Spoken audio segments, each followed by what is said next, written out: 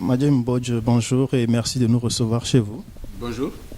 Vous êtes le porte-parole national de Yoonu Askan Wi, mouvement pour l'autonomie populaire, qui est né des flancs des deux Andijef et qui récemment a rompu également avec la coalition Benno Bokk Yakaar.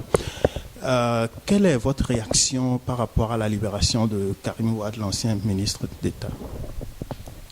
Je vous remercie.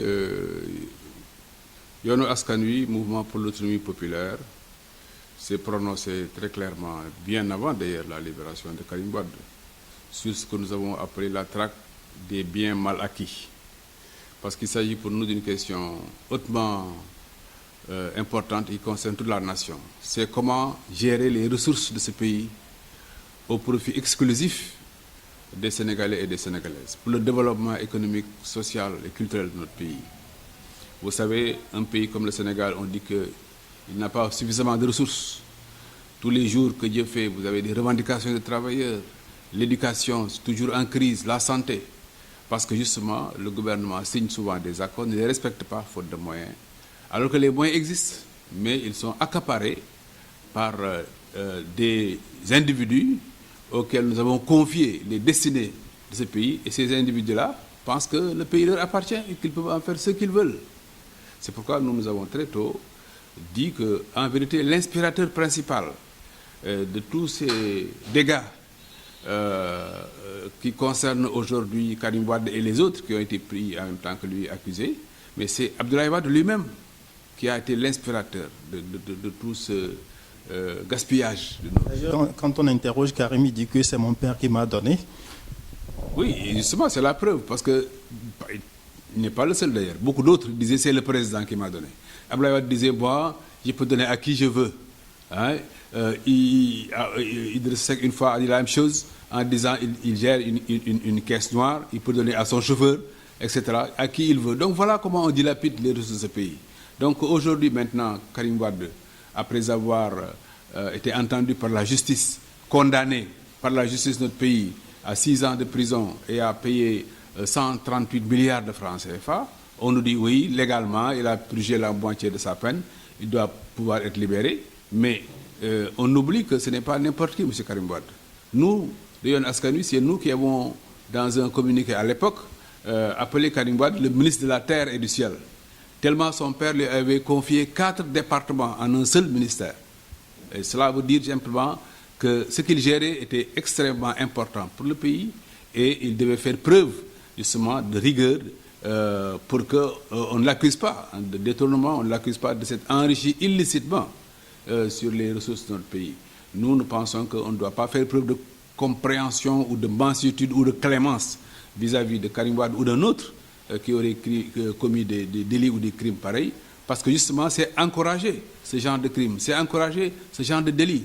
Hein, et se dire au fond, on peut passer quelques petites années en prison, après on est libre, même on nous dit qu'on va poursuivre, ce qui pourra rembourser les biens, mais cela, en vérité, nous estimons que c'est des discours pour le moment, parce qu'il y a des procédures tellement longues que finalement, à la limite, on oublie.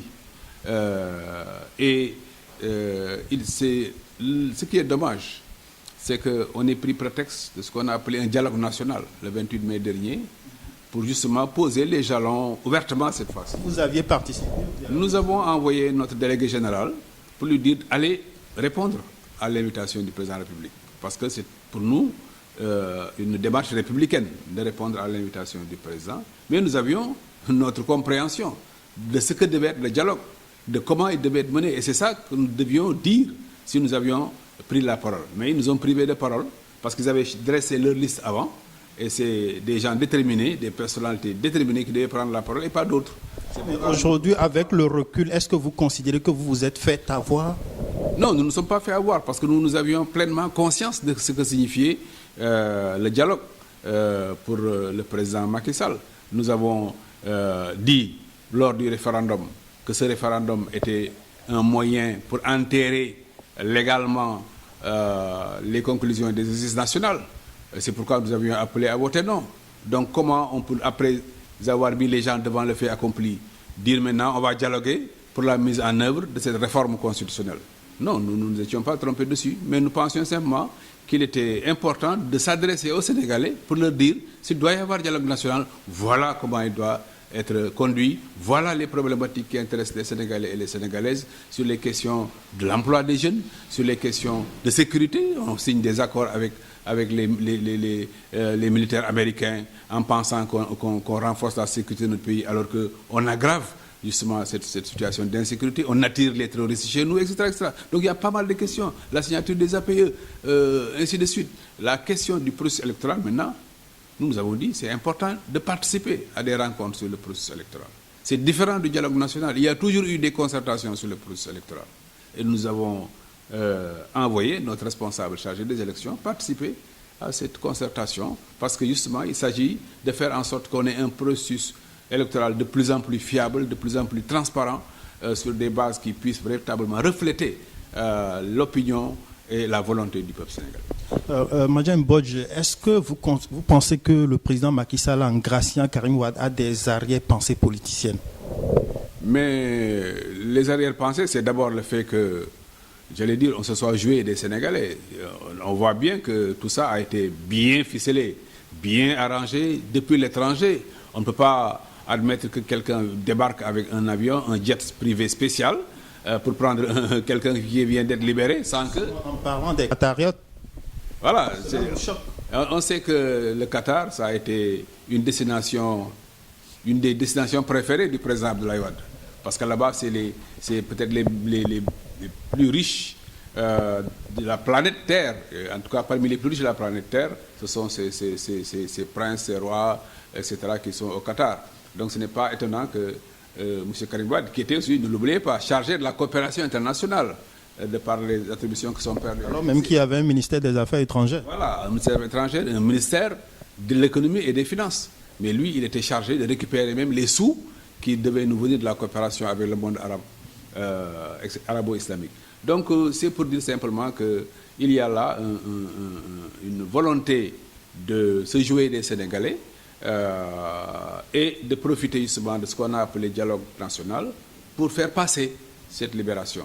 Nous ne sommes pas d'accord, encore une fois, et nous pensons que M. Karim Wade, cette grâce dont il a bénéficié, mais d'autres Sénégalais pouvaient pourtant l'avoir, alors qu'ils n'ont pas commis des crimes aussi graves que M. Karim Wade. Ils sont encore en prison. On a parlé récemment des jeunes de Colobane qu'on a accusés faussement d'être les auteurs du meurtre d'un policier, Fodé Ndiaye, qui a été tué justement à l'occasion des événements qui ont précédé l'élection de Macky Sall au pouvoir. Et M. Macky Sall, j'ai l'impression, au lieu de même de se souvenir de tous ces morts, de tous les sacrifices qui ont été faits quand même pour l'accompagner au pouvoir et l'élire le 25 mars 2012, mais vous voyez ce qu'il a fait, il a préféré prendre la date symbolique du 23 juin pour libérer Karim Wade.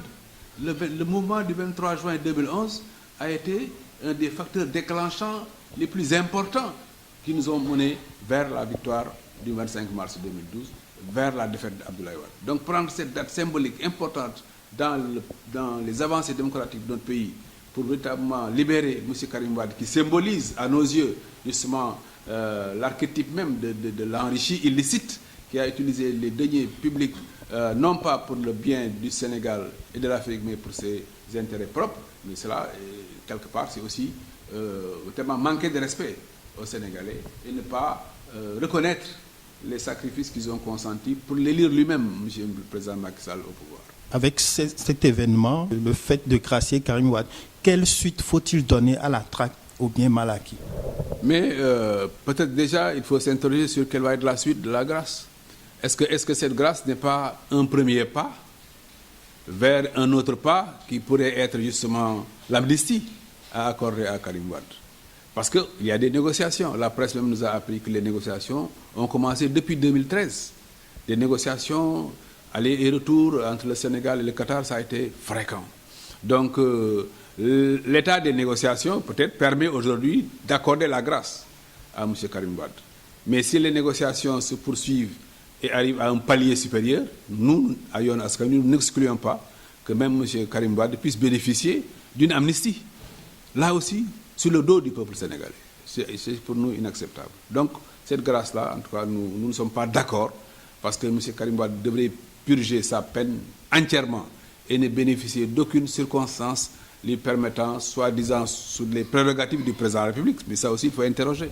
Les prérogatives du président de la République. Pourquoi nous avons voté non au référendum du 20 mars? Parce que justement, nous avons une constitution qui concentre énormément de pouvoir, excessivement de pouvoir entre les mains d'un seul individu, le président de la République. Donc, légalement, il peut le dire, effectivement, légalement, il a les prérogatives constitutionnelles pour gracier qui il veut. Mais justement, il faut mettre un terme à cela. Il faut faire en sorte qu'il y ait suffisamment de garde-fous, suffisamment de dispositions encadrant les pouvoirs du président de la République pour qu'il ne se permette pas de faire tout ce qu'il veut, simplement pour ses propres calculs.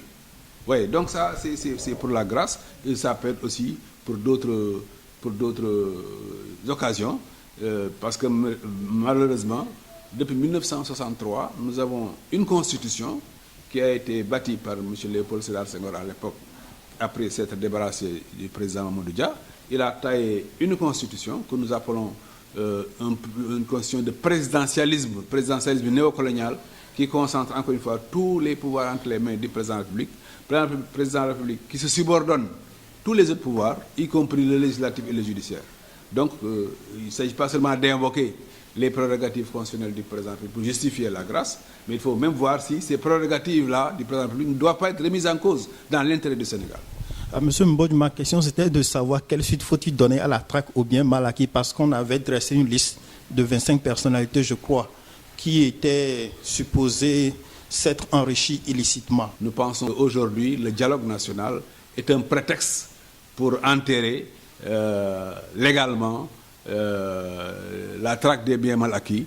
La grâce qui a été donnée à M. Karim Wade en constitue simplement un premier jalon. Nous ne serions pas surpris demain de voir un autre jalon.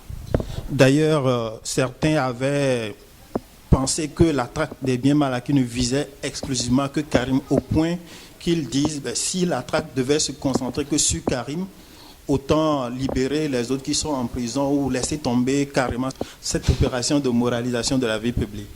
Oui, c'est vrai. Là aussi, c'est un problème dans le pilotage de ce dossier de traque des biens mal acquis. Le fait de concentrer presque exclusivement, j'allais dire, le feu sur M. Karim Wade, non seulement attirer de la sympathie sur Karim Wade, parce que les Sénégalais jugeaient que une consigne comme on dit en Wolof, c'est-à-dire qu'en vérité, on a exclu d'autres qui étaient aussi coupables que lui, et on a concentré toute la poursuite contre une seule personne, M. Karim Wade. Donc ça décrédibilise même, quelque part, cette traque des biens mal acquis, parce qu'on sait qu'il n'est pas le seul concerné. Donc nous avons toujours dit, pour que la traque soit crédible, pour qu'on comprenne que la justice, elle est là pour tout le monde, sans parti pris, il faut que tous ceux qui sont concernés soient traduits de façon égale devant la justice et que la justice soit appliquée là aussi de façon égale et équitable pour tous. Cela n'a pas été le cas. On nous promet, encore une fois, la poursuite de cette traque-là et que les autres incriminés seront aussi concernés par la poursuite. Mais franchement, nous estimons qu'ils avaient tout le temps de le prouver de 2012 à 2016. Nous ne voyons pas comment, aujourd'hui, on peut raisonnablement s'attendre à ce qu'il y ait un changement de cap à ce niveau. Alors, Madjem Mbodj, je le disais au début, vous êtes porte-parole nationale de Yono Askan Wi, mouvement pour l'autonomie populaire, un mouvement qui a rompu avec les deux Andijef et qui a rompu récemment avec la coalition Benno Bokk Yakaar. Aujourd'hui, quelle est votre ligne politique et que reprochez-vous à la coalition au pouvoir Benno Bokk Yakaar? Bien, nous, quand nous rompions avec Andijef, c'était encore un seul Andijef. Parce qu'à l'époque, malheureusement, pour le parti, M. Landing Savané et M. Mamadou Diop Decroix étaient ensemble pour nous exclure du parti. Nous avions attiré l'attention sur le danger que ça représentait pour le développement ultérieur du parti. On ne nous a pas entendus. Ils ont pensé à l'époque que justement pour faire plaisir à Abdoulaye Wade, qui était le président de la République, il fallait se débarrasser de nous. Bon, nous avons pris acte et nous avons créé effectivement Yono Askan Wi, mouvement pour l'autonomie populaire. Nous pensons que c'était juste de le faire pour montrer que justement la politique, c'est un choix un parti pris. Nous avons pris le parti de défendre les intérêts du peuple, quelles que soient les circonstances. Nous avons accompagné Abdoulaye Wade en 2000 pour qu'il soit élu contre le Abdou Diouf, qui représentait un pouvoir de 40 ans du Parti socialiste. Le peuple sénégalais s'est uni en 2000 pour faire tomber Abdou Diouf, élire Abdoulaye Wade. Au bout d'un moment, nous nous sommes rendus compte qu'Abdoulaye Wade lui-même ne respectait pas les engagements du 19 mars 2000, ne respectait pas l'espoir que le Sénégal plaçait en lui. Donc nous avons dit, halte là, il faut mettre fin à notre participation au gouvernement d'Abdoulaye Wade. Non, on nous a dit non, il faut développer ce qu'ils appelaient un partenariat stratégique avec Abdoulaye Wade. Bon, quand ils nous ont exclus, les contradictions ont commencé à apparaître entre eux. Et M. Mouriop de Croix, finalement, s'est arrogé le récépissé du parti. C'est lui donc qui s'appelle André Diop PADS. Et M. Savané, pour continuer, a dû ajouter authentique à son label pour continuer à avoir un parti légal qui s'appelle André Diop PADS authentique. Nous estimons qu'aujourd'hui, ce qui confirme là aussi la justesse de notre point de vue, c'est que quand nous sommes allés en 2012 dans le cadre de Benno Siggil Sénégal, d'abord depuis 2009, Benno Siggil Sénégal, nous faisons partie de ceux qui ont initié Benno Siggil Sénégal. À l'époque, nous avions un pôle que nous appelions Initiative citoyenne pour la République, Benno Wallu Askan Wi. Nous avons pris contact avec le Front Siggil Sénégal pour justement proposer qu'on ait une grande coalition qui s'appelle Benno Siggil Sénégal pour faire échouer le plan de Wade en 2009 qui était de faire élire Karim Wade à la mairie de Dakar et pour que ce soit là aussi un marchepied vers la présidence. Donc nous nous sommes rendus compte en 2012 que malheureusement Benno Bokk Yakaar, qui a regroupé l'ensemble des forces opposées à Wade au deuxième tour, mais n'a jamais fonctionné comme une vraie coalition. Parce que d'abord en 2012, entre les deux tours, il a refusé de se doter d'une plateforme politique. On est allé au deuxième tour sans plateforme politique officiellement adoptée. Et depuis lors, nous avons attiré l'attention, nous avons montré que la coalition doit pouvoir fonctionner sur des bases organisationnelles partagées, qu'il puisse y avoir des conférences de leaders, des rencontres de cadres, de jeunes, de femmes, d'élus, etc. Comme on le faisait d'ailleurs dans le cadre de Benno Siggil Sénégal au tout début. On a fait une série de rencontres pour délibérer ensemble sur des questions concernant le pays. Là, ça n'a pas été le cas de Benno Bokk Yakaar. Benno Bokk Yakaar a été simplement la chose de 4 personnes au départ, M. Macky Sall, M. Tanor Dieng, M. Moustapha Niasse et M. Idrissa Seck. Finalement, M. Seck est parti, ce sont les autres qui sont restés. Bon, et ça n'a jamais pu asseoir les bases d'une concertation réelle. Or, quand on est entre alliés qui se respectent, le minimum, c'est qu'il y ait des concertations avant les prises de décision. On nous a mis devant le fait accompli concernant, par exemple, l'acte 3 de la décentralisation. Un acte aussi important, l'acte 3 de la décentralisation. On l'a fait passer en procédure d'urgence à l'Assemblée nationale. Même les députés qui l'ont voté, ont voté sans comprendre. Et aujourd'hui, on paye justement les pots cassés. Parce qu'il y a tellement de problèmes dans les collectivités locales, des problèmes de financement, les travailleurs qui ne sont pas payés, les problèmes de fonciers, etc., etc. Mais ça, c'est le refus de la concertation. Même chose pour ce qui concerne le référendum du 20 mars. Nous, dans le cadre de la CDS, la Confédération pour la démocratie et le socialisme, nous avons écrit officiellement au président de la République pour lui dire, nous pensons, à l'époque, nous étions encore dans Benno Bokk Yakaar, qu'il faut se concerter, non seulement entre les alliés, mais aussi avec tous les acteurs politiques, sociaux et citoyens, sur le projet de référendum, pour que ce soit un consensus national fort. Une constitution, ça doit pouvoir créer les conditions d'un consensus national fort, pour qu'on ne soit pas là tenté de le réviser à tout moment pour les intérêts conjoncturels de tel ou tel clan. Mais là, le président Macky Sall n'a même pas daigné répondre à la lettre officiellement déposée par la CDS au secrétariat de la présidence publique. C'est dire qu'en tout cas, il n'y a pas de concertation au sein de Benno Bokk Yakaar, il n'y a pas de structure qui fonctionne pour pouvoir respecter le point de vue des alliés, même si tout le monde n'a pas le même poids, personne ne le conteste. Dans une alliance, il y en a qui sont plus forts que les autres, d'accord, mais on est alliés quand on se respecte. Sinon, chacun, effectivement, fait ce qu'il veut et à ce moment-là, il n'y a plus de coalition. Le Front national de salut public de Malick Noël Selk et Yonou Askan-Wi, votre formation procédait à la signature d'un protocole de fusion récemment. Est-ce que vous aurez un candidat à la prochaine présidentielle? Nous avons dit lors de l'avant-dernier conseil général de Yonou Askan-Wi, le conseil général étant l'instance la plus élevée après le congrès, que nous étions pour une candidature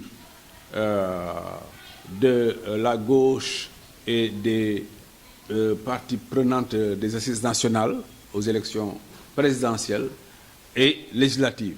Avoir une liste commune aux législatives et une candidature autonome à la présidentielle. Cela, c'est la décision prise par Yonou Askan-Wi.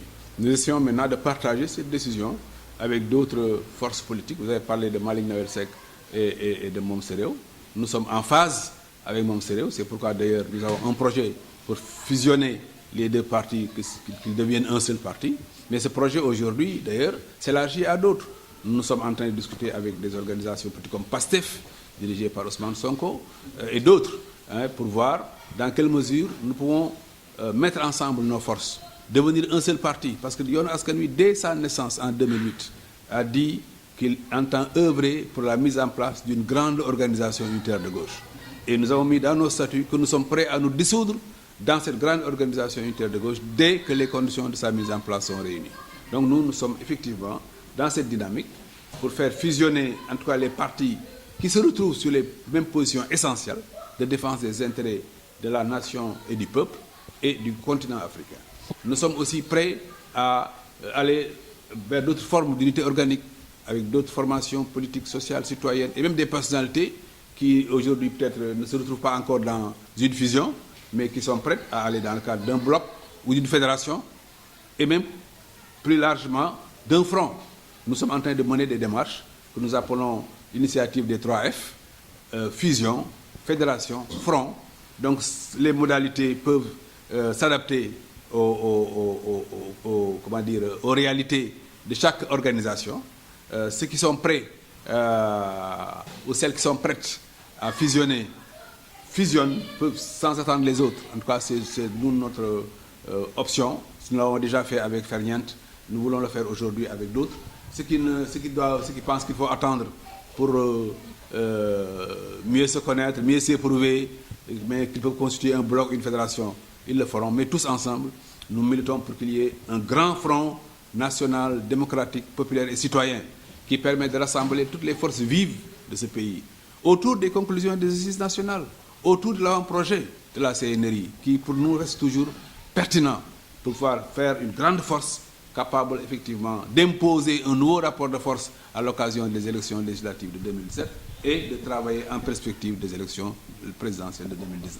Quand on parle de financement des partis politiques, vous, à Yonou Askan-Wi, c'est quoi votre proposition concrètement? Parce que cette question-là, elle est toujours en débat. Vous avez vu récemment ce qui s'est passé avec l'affaire Lamine Diack, dont on dit qu'il a financé certains partis politiques. Vous, c'est quoi votre proposition? Oui, ce qu'on a dit sur Lamine Diack, bon, on l'a dit comme ça, c'est encore très, très flou d'ailleurs. Mais tous les jours que Dieu fait, on entend dans ce pays des histoires de milliards. Hein. Souvenez-vous, une des premières choses que Idrissa Seck a dites publiquement quand il s'est séparé d'Abdoulaye Wade, dans ces fameux, comment on les appelait encore, hein? Voilà, ce qu'il a enregistré, les CD là, qu'il a enregistré en direction de l'opinion, il dit quand ils sont venus au palais, lui-même et Abdoulaye Wade, ils ont hérité de la caisse noire de la présidence publique, qui était gérée à l'époque par Ousmane Tanor Dieng. Et il dit lui-même que Abdoulaye Wade lui a déclaré « Nos soucis d'argent sont terminés ». Et je cite mot pour mot Idrissa Seck. Ça veut dire quoi? Ça veut dire que l'argent du pays devient l'argent de quelques individus qui se donnent le droit d'en faire leur propriété. Et malheureusement, c'est toujours ça qui perdure.